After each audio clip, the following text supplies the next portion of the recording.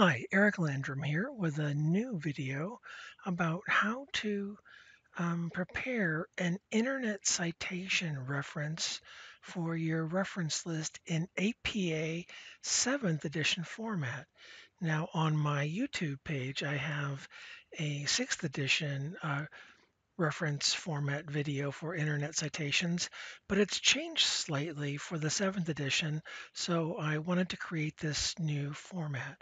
So as you can see, I've got my blank window here on um, the screen with Microsoft Word at the top, and I've gone ahead and grabbed a screenshot of a website. It's actually from APA, ironically, and I'm going to go ahead and type up and do the formatting and show you the slight change and then explain a little bit as to where you've got to kind of tune in. So I've got my margin set at 1 inch. I should have my double spacing already set up, and the author here of this website is indeed the American Psychological Association. And let me see. I know you've got a static image there, but I have the website open on a different screen, and I can tell you that this was created in 2017. And looks like it's the CWS data tool degree pathways in psychology.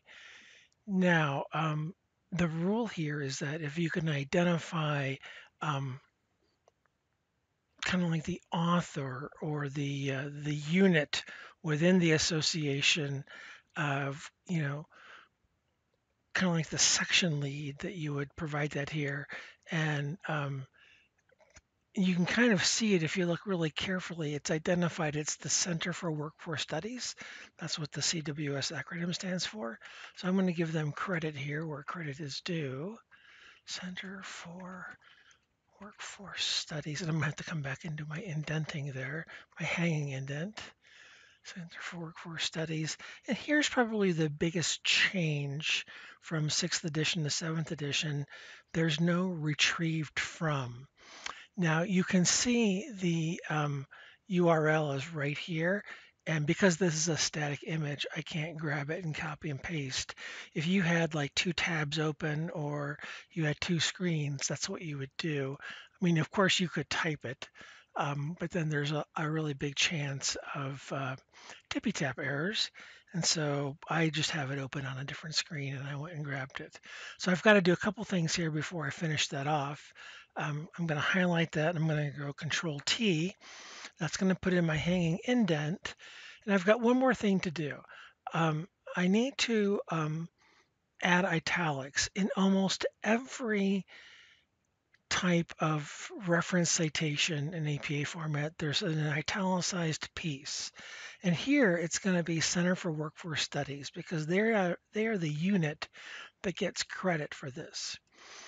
If I hadn't had that, the piece of this that would have been italicized would be CWS, the title.